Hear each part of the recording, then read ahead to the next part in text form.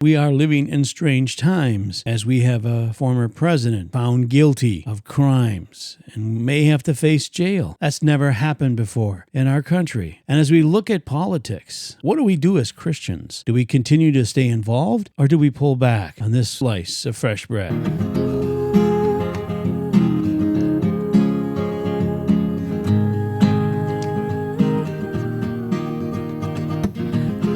Welcome to Fresh Bread, a podcast ministry of Grace Bible Church, Gainesville, with Pastor Brandon and Pastor Keith.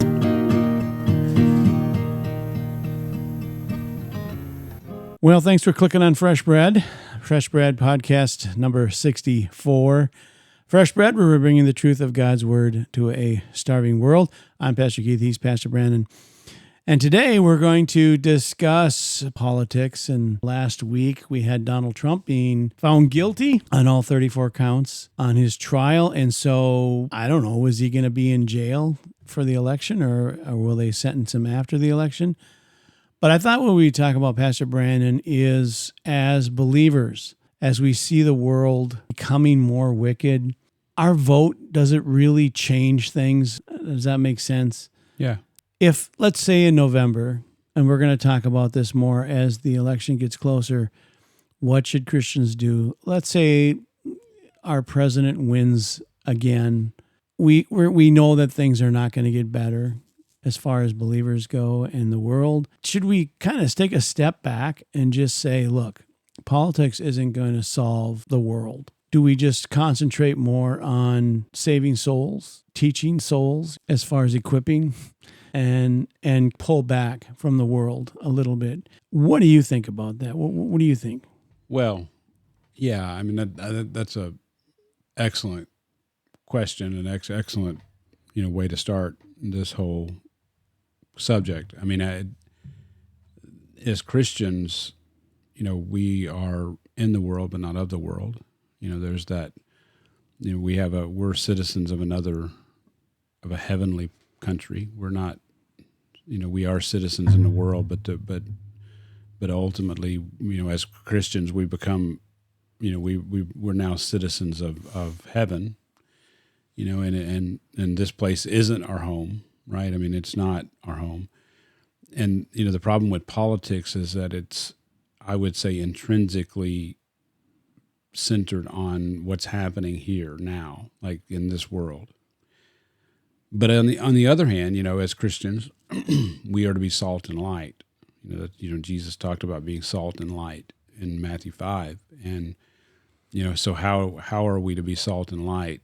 And how are we to engage the culture in being salt and light? And I will say, I mean, kind of as an initial thought, pulling out of the culture. Completely we would not be salt and light if we pull out of the culture, right? If we as Christians say, we're not going to engage in the culture because the culture has gone to a certain point that we can't participate. Well, then we're just sort of giving the culture over. But I don't know that the Lord gives us that power to give a culture over. I think he does. I mean, I think Romans 1, he gave them over. I mean, he gives people, that idea that he gives them over to their passions, to their sin, and allows them to basically, that's his wrath, is just withdrawing his blessing. And his wrath on a culture begins that way. And I think ultimately, once, we saw in 1 Thessalonians 2 this past Sunday, that there's a filling up of their sins. There's a point where God positively pours his wrath out on a nation, but I think that begins with him withdrawing blessing. So he can do that. He does that, but I don't know that he says that he. I don't see anywhere in Scripture where I can, as a Christian, can stop being salt and light. Mm. And to be salt and light, I have to recognize that I have to engage in what's happening in the culture. That doesn't mean I have to participate in the things of the culture. I don't have to. It doesn't mean that I, as a Christian, ought to go to bars and drink and party and all those things, or watch pornography because the culture is watching pornography, or those base things that the culture does. I don't need to participate in that way. No, I need to be salt and light. I need to be something different in being salt, which has a preserving effect on the culture, which hopefully slows down the decay of the culture. I need to be light to the culture that's producing, this is how God would have us live. But I do that by being and understanding that I'm in surrounded by the culture. I'm just not being shaped by the culture, I guess is what I'm not being shaped in a negative way, at least by the culture. So the short answer is no, I don't think that we're called to withdraw. I think we're called to engage. Okay. But we have to engage in a way that we are salt and light. But that's not something we fight for, right? We fight for the gospel. Yeah. I think it's interesting because I think as Christians, we have to fight for what's morally right before God. I mean, so as an example, if the nation is, an ungodly nation that's killing babies, right? I do need to fight against that because that's morally wrong. And it's not just, it's morally wrong, but let me just say it's stronger. It goes against what God, his law, right? God's law says, "Thou shalt not kill," and I think as a Christian, we ought to fight for His law to be upheld. I can't. It's interesting because I can't make people worship the one true God. I can't make them do that. But I think that we ought to fight for a system that allows for that allows for us to be able to share the gospel. To be able to engage people with the truth of the one true God, and I think we ought to be willing to fight for those freedoms to do that. So yes, I mean the question is, I mean, I don't need to disengage politically. I need to recognize that that God is the one who is put those people in power, and that He's the one who has He's the one who has the wisdom in how things ought to, the world ought to be. And I need to engage at that level and hopefully have influence as salt and light so that people will come to, that people will come to understand His wisdom.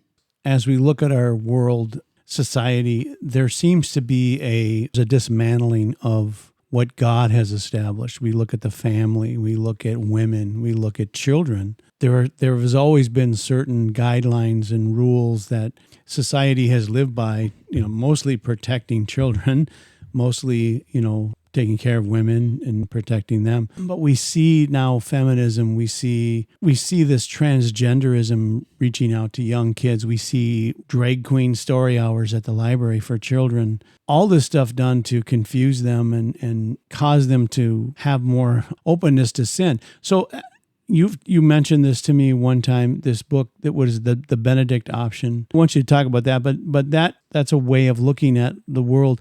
As Christians, with all this stuff coming at us, like I said, we pull back. We have our own little area where we protect those values. We protect the way God has designed it.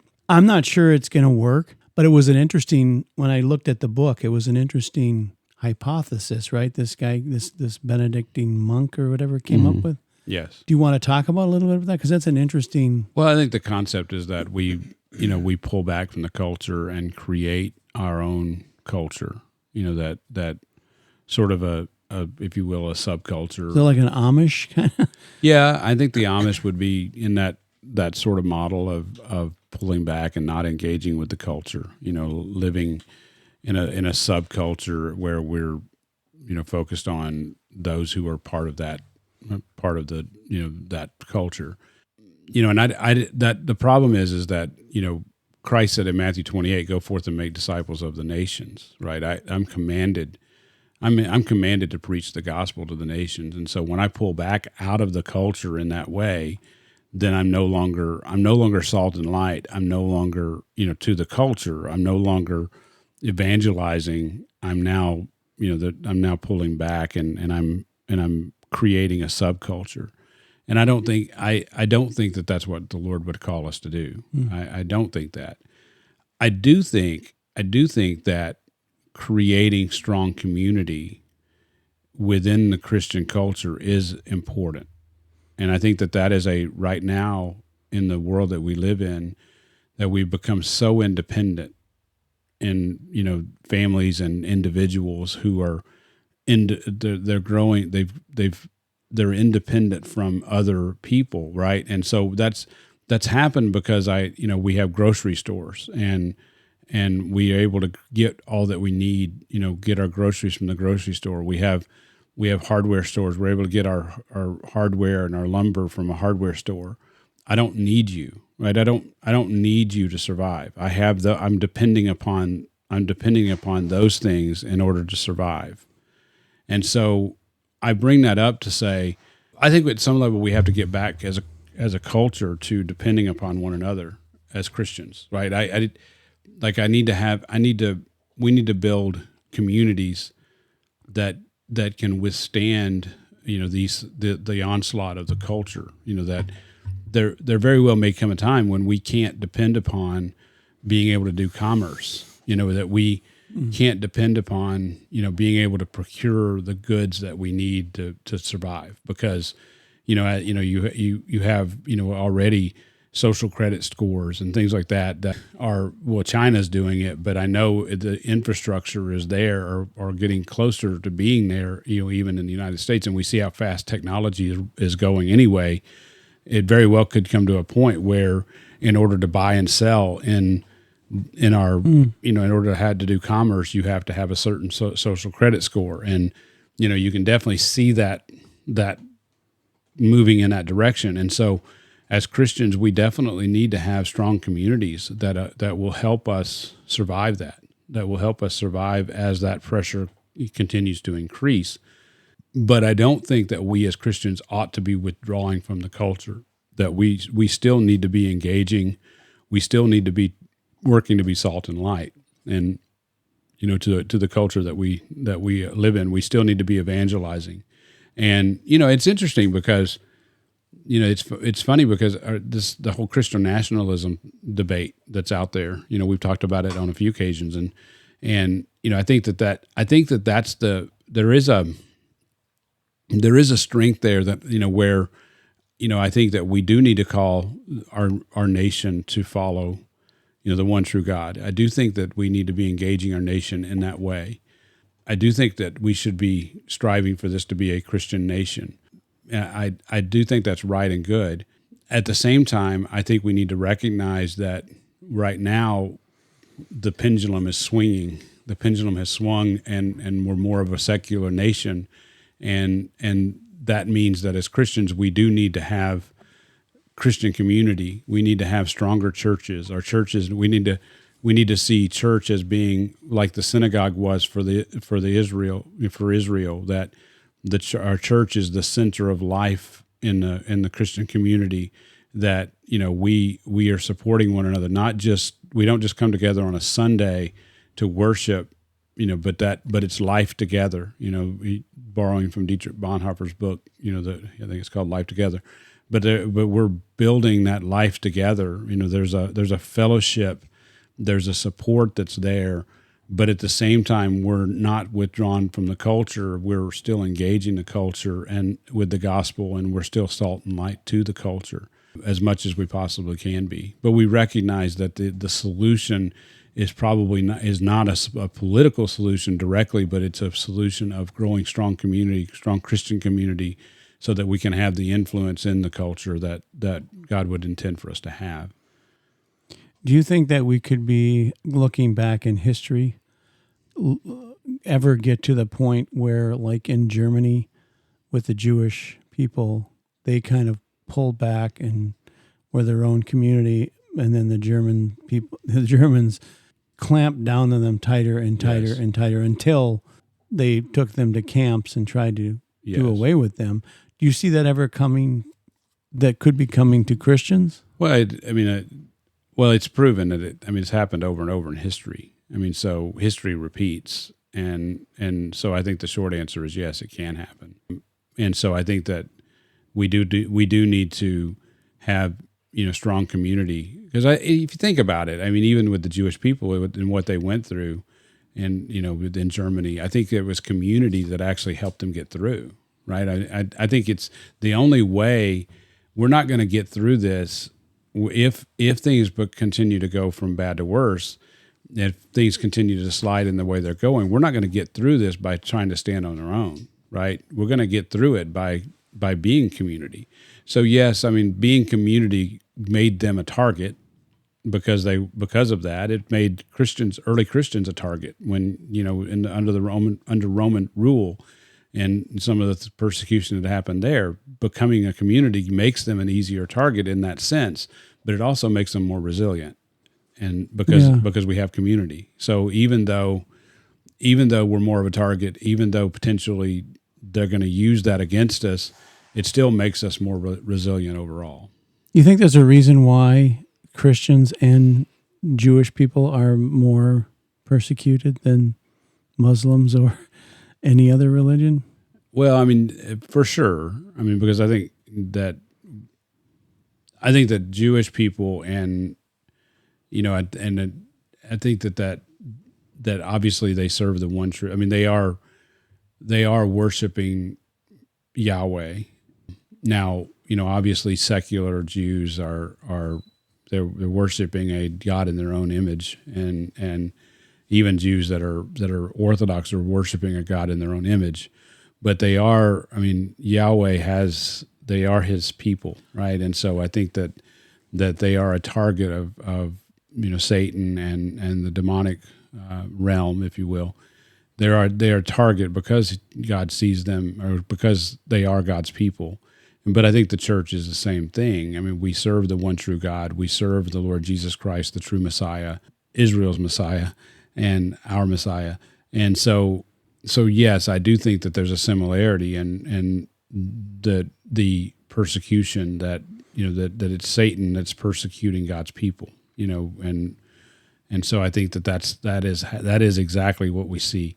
He's trying to eradicate God's people, right? And he knows Scripture better than we do. He knows what God has said. I mean, he knows it. So there's no doubt that he knows that the Jewish people, that Christ is going to return, and his purpose is for the Jewish people to reign with him, as in the church as well. But the Jewish people, I think there's going to be in the millennial kingdom, that he's going to, when Christ comes to reign, he's going to have the Jewish people reigning with him, Israel reigning with him. And, where Paul says all Israel will be saved, I think there's going to come down to a remnant that reigns with Christ in the millennial kingdom. And I do think that Satan knows that, and he's trying to thwart it because he knows that, the end is coming. I mean, he wants to thwart that, no different than he was trying to thwart, Christ's purpose in the garden, in the wilderness during his temptations. I mean, he was trying to change what is actually going to happen. What God's plan is. So yeah, I do think that Satan is trying to eradicate and wipe God's people off the map. I mean, I think that's what he wants because he wants his own way. So Satan is trying to set up a kingdom. Yeah, he is. I mean, he's trying to counterfeit everything that God is doing, right? He wants to set up his own kingdom. I mean, God is going to ultimately set up a kingdom, and he's going to rule the new heaven and new earth.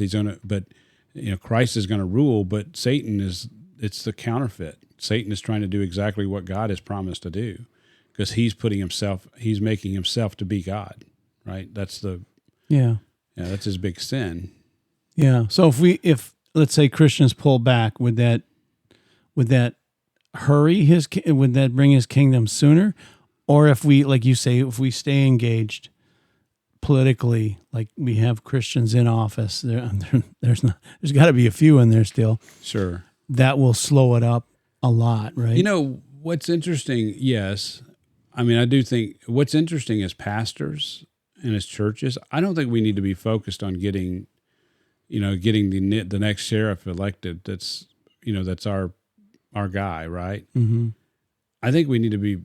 I think we need to be sharing the gospel. I think we need to be discipling people and discipling men and women, and we need to be having children. And we need to do the things the church needs to do. And in doing so, I think that people who are in positions that the Lord puts into positions, to have influence in government are going to have that influence. So, if I'm discipling, let's just say, Larry shows up at my church and I'm preaching the gospel, Larry becomes a Christian, and I disciple Larry. Larry becomes committed, a committed Christian who has a good understanding of the Christian faith and theology. Well, Larry becomes the next sheriff, right? I mean, that's the way it should, that's the process.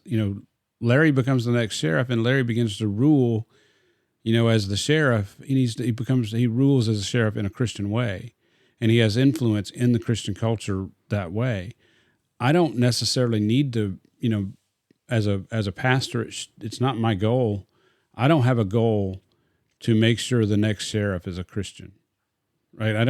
That's not my goal. My goal is to make sure that the gospel is proclaimed, that people are being discipled, that people are growing in Christ, and that they're now going out and engaging in the culture, preaching the gospel, that they're doing the things that they need to do in the culture, being salt and light. And if they become, if they end up being professors at the university, if they end up being in administration at the university, or in the medical field, or in the sheriff's department, then I've done my job, right?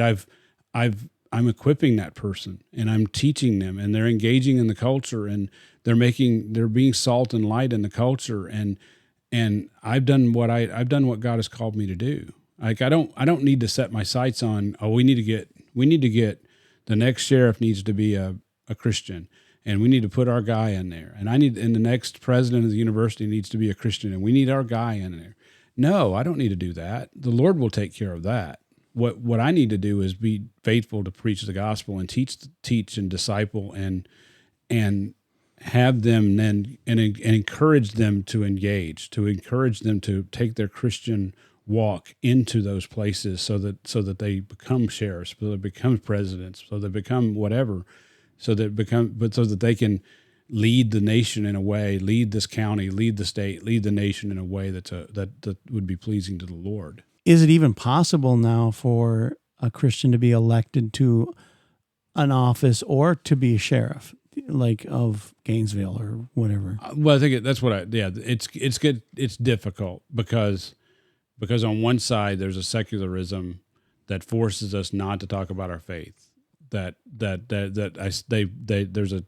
a tendency to say you can't talk about your faith publicly, but on the other side, there's this militant attitude, is what I'm trying to get at, as a Christian, that I'm going to be militant in my attitude, in terms of it's kind of the whole, that's really the issue that I have kind of with Trumpism. I mean, whether you like Trump or you don't like Trump, or whether you're wherever you stand with Trump, I do have an issue with some of the militant, like, it's all about Trump. I mean, I see these things about Trump being, he's like, they compare him to the Messiah. They compare him to Jesus. I mean, I've seen the memes where they, the Jesus was convicted in a kangaroo court kind of idea. And that's the parallel. And Donald Trump is a kind of a Messiah-like figure.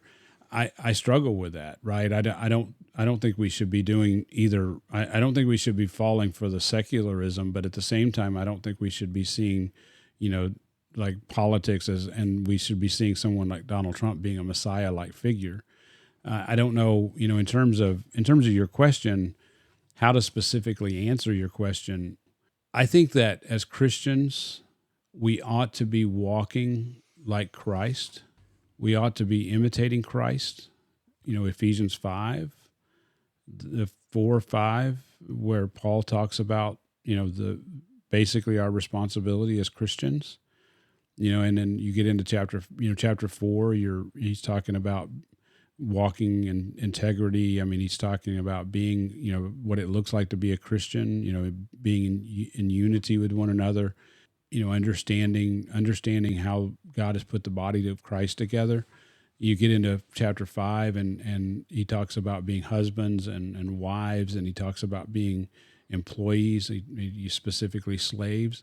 I think we should be living out the Christian walk in that way. And I think the Lord is going to put us in positions where he can use us, right? If I'm faithful to be doing what the Lord is calling me to do, Ephesians 4, 5, and 6, and if I'm faithful that way, he's going to put me in positions. He's going to put Christians in positions of influence and in positions that they, he's the one who would choose that, this person is on the path that I have him on is he's going to become the sheriff of Alachua County, and the path I have this person on is they're going to become the president of the university.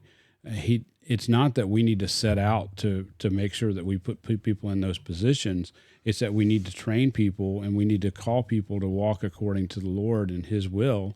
And that is going to those things are going to happen, right? I don't have to, it is a difficult, if you think about as a Christian right now in this world, can a Christian be a president? Can a Christian be the president?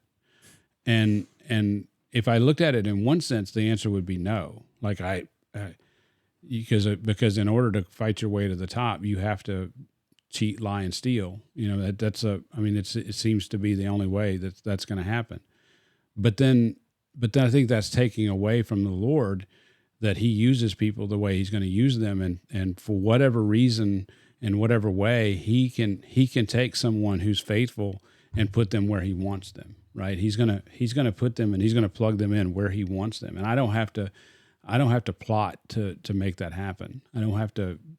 Obviously, if I'm in a position where I have to make decisions. So if someone is going to run for president, they have to make that decision to run for president. But the Lord is going to be the one who shapes and fashions and makes it possible one way or the other, whatever they do. I mean, I'm a pastor. You're a pastor. We didn't choose to be pastors. I mean, ultimately, the Lord is the one who put us in this position.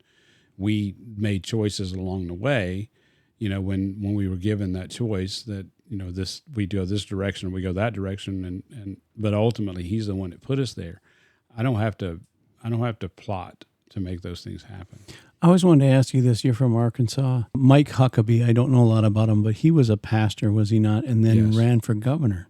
Yeah, I don't remember his exact path, if governor was the first, but he was a pastor. He was a Baptist pastor there in Arkansas. So would you ever consider running for governor of Florida? No, I don't think so. I mean, I think if the Lord were to, I'm not saying that I don't see that happening. Okay, so let's just answer it that way. But I will say that, I don't have a problem with there could, if the Lord's purpose was to make me governor of Florida, that he would be able to shape and fashion that the path is already laid out, that I would walk in. So that's where I was going, because I was wondering, how does a pastor go from pastor to governor and then run for president? Yeah. It's such a weird. It is a weird. I just wonder what you thought about that. As pastors, I think we need to, if this is what we're called to do. Yes. But like you said, maybe there are different paths. Maybe Huckabee was there. I need to know more of his backstory, maybe. Yeah, I don't know. It's funny, I'm from Arkansas, but he actually came. He was there after you left. Yeah, after I left Arkansas, he rose to power. And so I don't know as much about him other than what I know nationally, that I know he was from Arkansas and I know he was a pastor, but I don't know, in terms of faithfulness, I don't know where he was at. He says a lot of great things, and I've always admired him politically. I don't know spiritually. Yeah, I don't know where he stands on that either. Yeah, I don't. I'm not saying that the Lord would never make a pastor, like a legitimate pastor, a politician, put him in office. But it's certainly not wouldn't be something that I would choose to do. But but like I say, I'm not.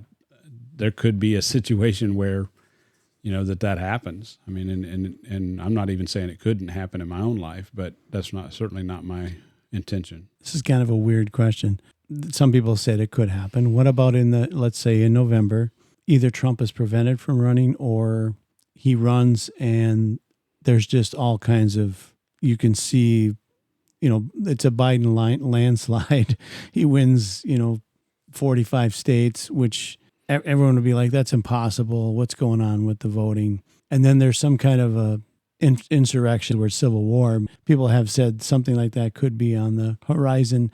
Would Christians join in that? Would they join the fight? Or is that something that we would pull back and say, let the Lord sort it out? Yeah, Keith, I think we need to study history better, more, because I think Christians have been in this position at other times in history. I mean, I know for a fact, even in our own nation, there was the Revolutionary War. Mm-hmm.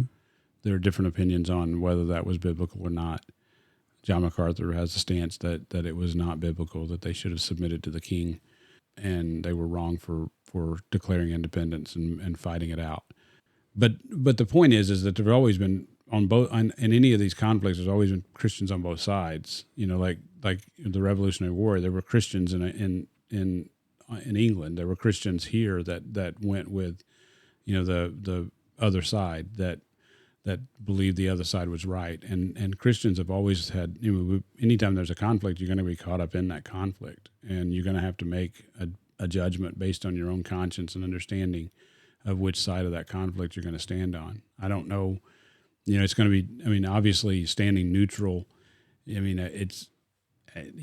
have to make a decision in your heart. What if it comes to that, right? You're going to have to make a decision in your own conscience where to stand, and whether that's being neutral or whether that's standing on one side or the other. But we could be very well faced with that, and I know, and we are going to be could be very well faced with churches splitting over these things, and churches going two different directions, and like denominations splitting over it, and these situations are definitely very difficult, and again, that goes back to Keith, making sure we have a good, solid, strong Christian community. That's what's been on my heart.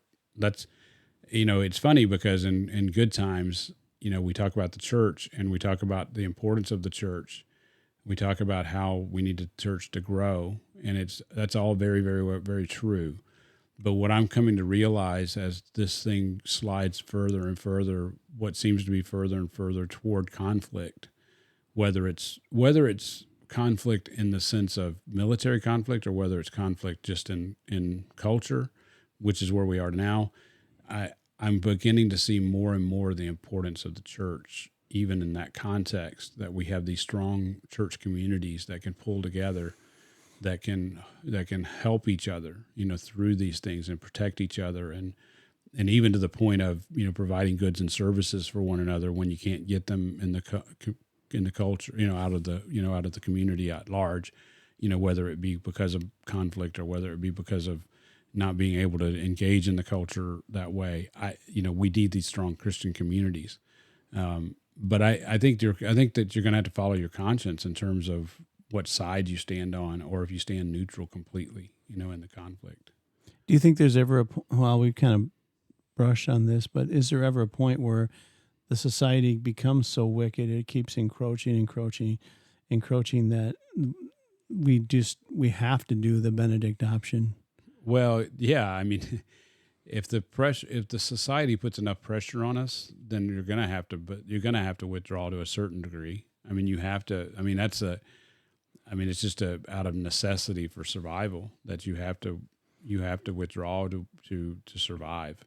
I don't think that should be our stance. Like in terms of, like, we should see ourselves as being, a separate community or a culture within a culture, in the sense of completely withdrawing on purpose. But I do see that if the society, if culture puts enough pressure on us, that we are going to be forced to do that just to survive, right? And I do think we'll survive. Obviously, the church, Christ promises to build his church, and that doesn't mean, except for this situation or that situation. Christ will build his church even through, great difficulty. And as a matter of fact, I think the church would even be stronger, that would become stronger if we are forced by the culture, if we're forced to build stronger community, stronger fellowship in the church, if we're forced to put aside minor differences, minor choices and things, and now, I'm forced to embrace someone that, obviously, doctrine still matters, even in those situations. So I wouldn't separate. I wouldn't embrace someone who, as an example, a Mormon, I wouldn't embrace them in terms of that. But at the same time, I might buy chicken eggs from a Mormon, right? Yeah. Because they're gonna stand similar to where I am in terms of the culture, and so I might buy eggs from them. It doesn't mean I'm going to embrace them doctrinally, but I'm definitely gonna. I'm in those situations. In order for survival, I'm going to embrace, and more some of those minor differences. And I'm not saying Mormonism is a minor difference, but I'm saying some of those minor differences I'm going to begin to put aside and say, look, we need to lock arms, and protect one another. And I think that that's potentially coming. I mean, I think that's something that we potentially could have happen. So moving forward, coming up as the summer goes into the fall, and we, as Christians, we are to be engaged still politically. Yes. We're going to vote. Yes. And if things continue to go south, we continue to share the gospel. Yes. And if it gets really, really, really bad, we kind of pull back. Well, I think Is it like withdrawing and regrouping, or withdrawing? No, I'm just saying. I don't think we need to think of it in terms of pulling back and withdrawing. I think we need to think of it in terms of building Christian community. Okay. That we need our churches need to be strong. For us, it's Grace Bible Church, right? That's the church that the Lord has given for us to oversee, and so for us, it's really in encouraging our people to continue to build strong community within Grace Bible Church. If things continue to go further and further, then maybe it's reaching out to other churches that are like-minded and trying to build a larger community of Christians within Gainesville, where we can help each other, because there's more of us, and where minor things, that minor doctrinal differences or minor church philosophy differences are put aside, in the sense that that we are using, and really we should be doing that anyway. We should be engaging one another, especially that where we're like-minded in terms of Christian doctrine. Maybe we have slight differences in eschatology or slight differences in church philosophy of ministry and that sort of thing, but they have generally the same beliefs that we do in terms of Christian, who Christ is and salvation and that sort of thing. And so I don't want to be, that's sometimes an uncomfortable thing for us, and who we lock arms with. But I think I think that necessity is the mother of invention sometimes, and I think that necessity may push us to embrace one another even more in terms of the Christian community. But for you and I personally, like for us as pastors, as overseers of the body of Christ at Grace Bible Church Gainesville, we need to be preaching the truth. We need to be encouraging our people to have a greater community. I'm not saying that we need to pull back. I don't think that that's the answer. I think that naturally, if the pressure is increased, that naturally we're going to kind of be pushed back, and that's going to happen. But I don't think we need to say we're going to put a stake in the ground, and we're going to start pulling back right now, and we're going to disengage from the culture. We're going to start building our own farms. We're going to start building our own schools in the sense of which we should be doing those things. But that's part of the community.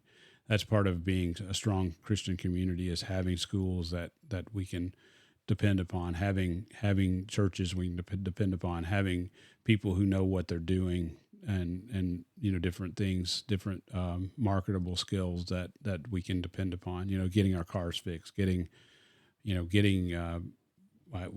computers taken care of, things like that.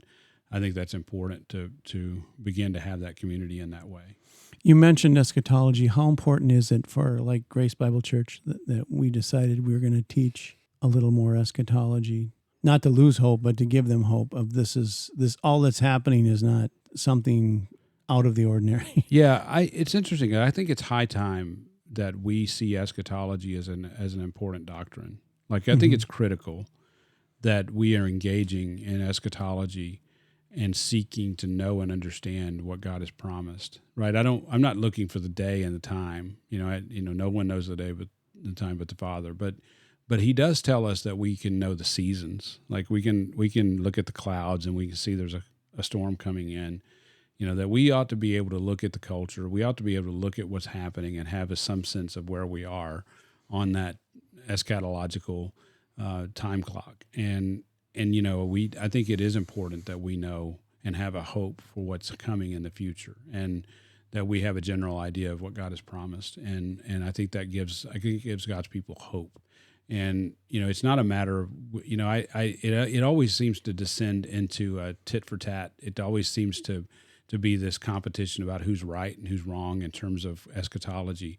We just need to seek to understand and know what the Word has promised, and find encouragement in that. It's funny because 1 Thessalonians and 2 Thessalonians, we're kind of going through that in our equipping hour.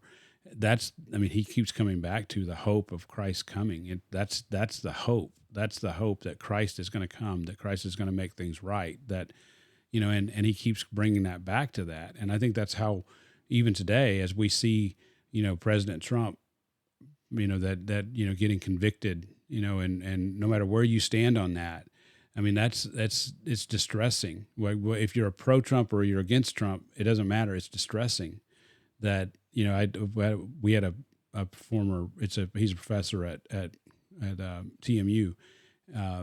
Dr. Varner posted now my choice is I have to vote for either a guy that kills millions of babies, or I have to vote for a guy that's been a convicted felon. That's the two choices I have, and he's frustrated about it. And I feel his tension. I feel the frustration, that he has.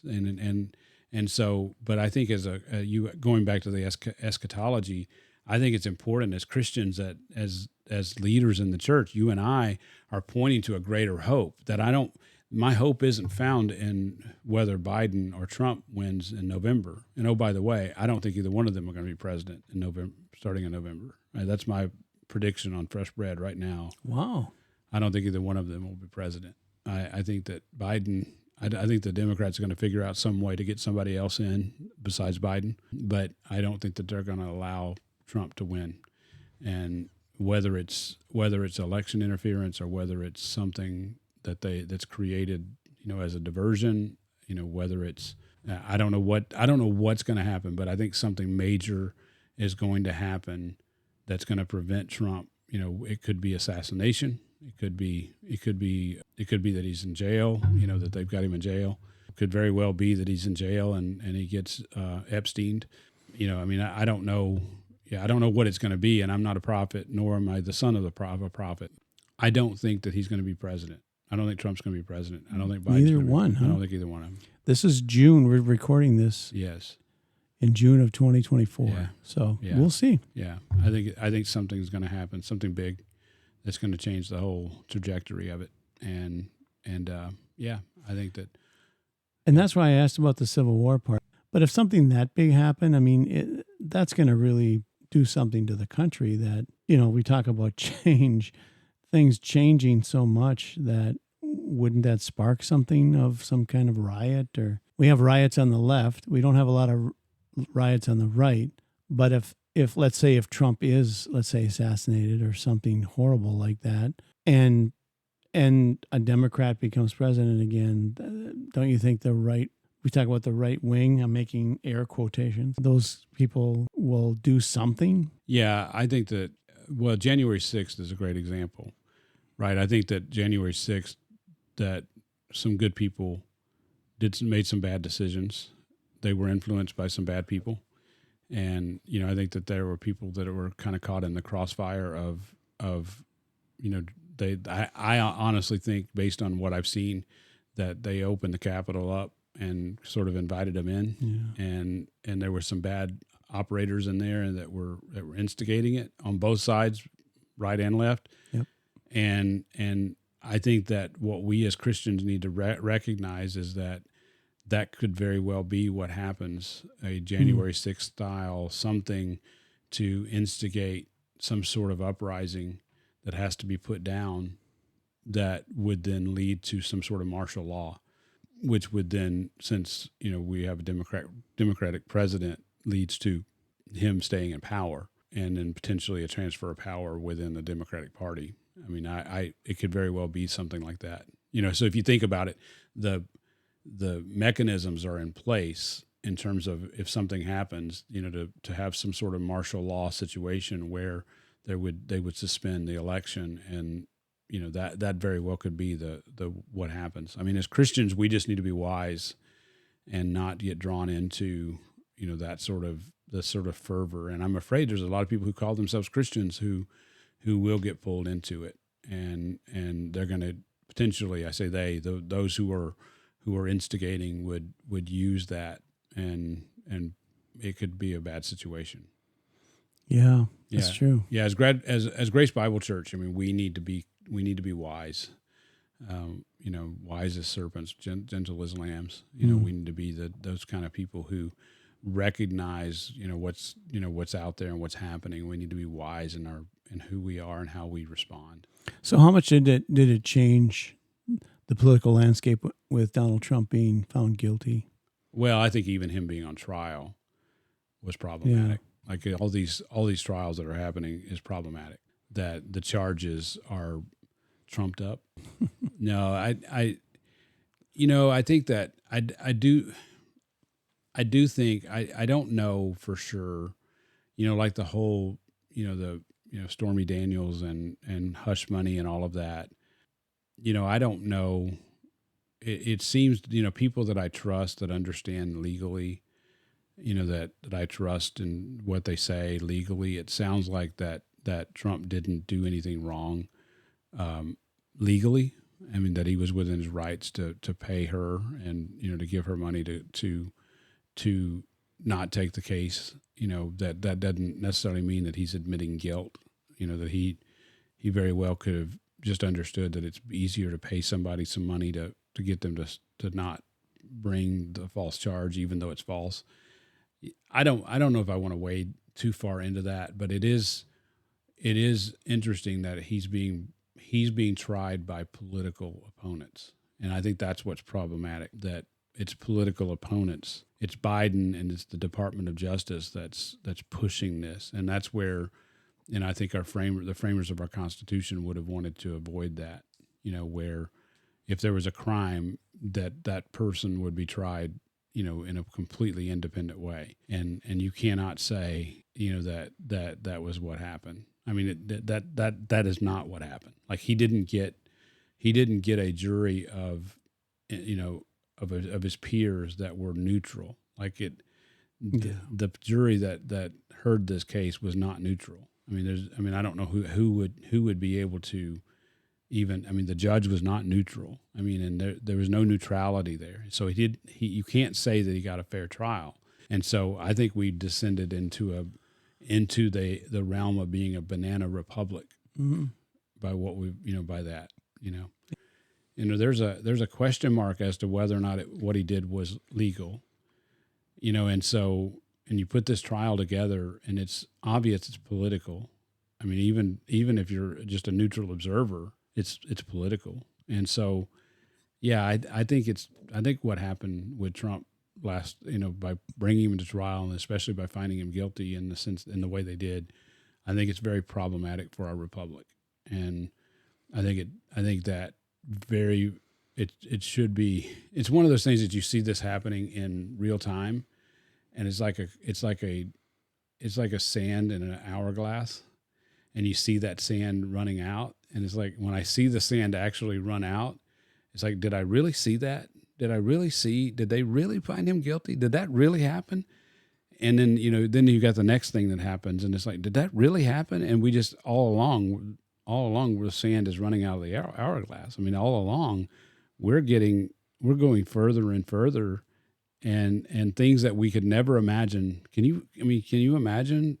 10 years ago, could you be able to look forward to see the things that are going on right now? Yeah.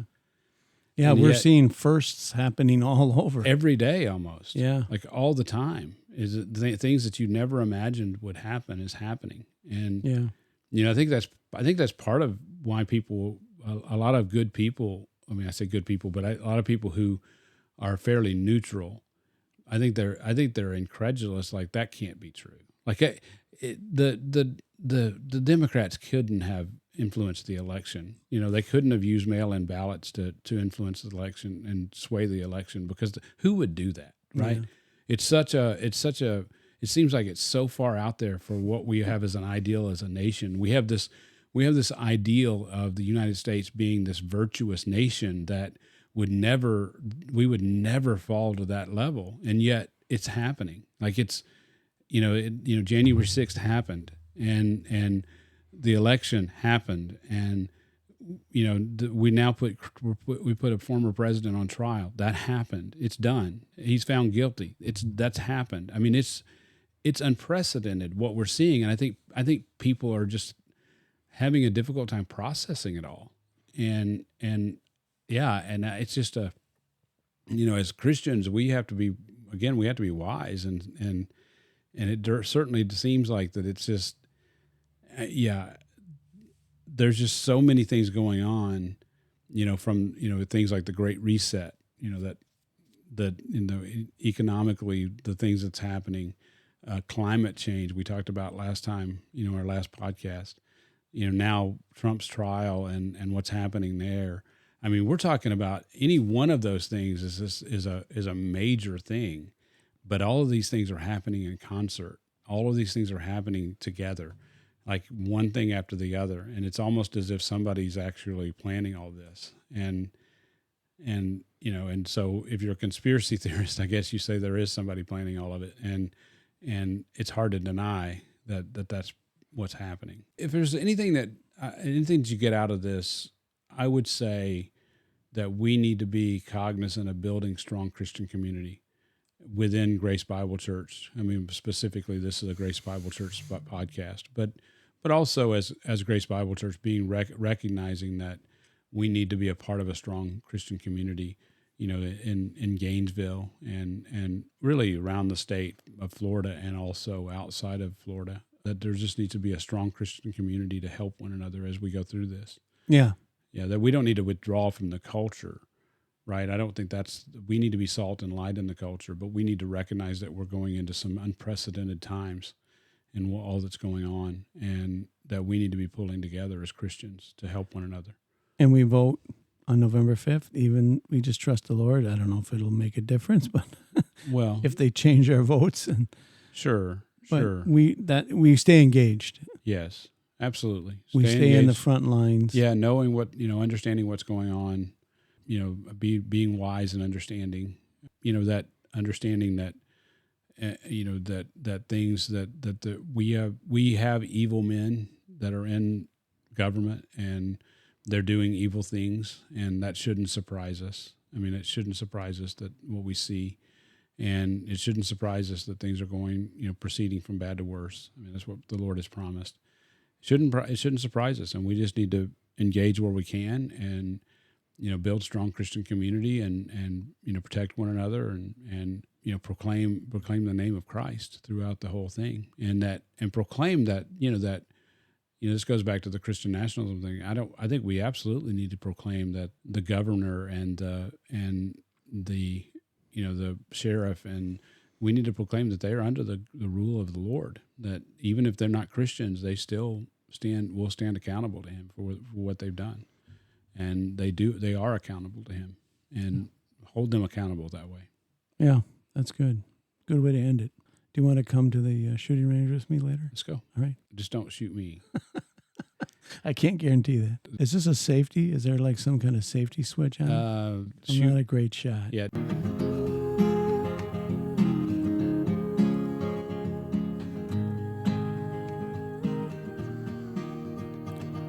You've been listening to Fresh Bread, a podcast ministry of Grace Bible Church Gainesville. For more information, go to gracegainesville.org. And thanks for listening.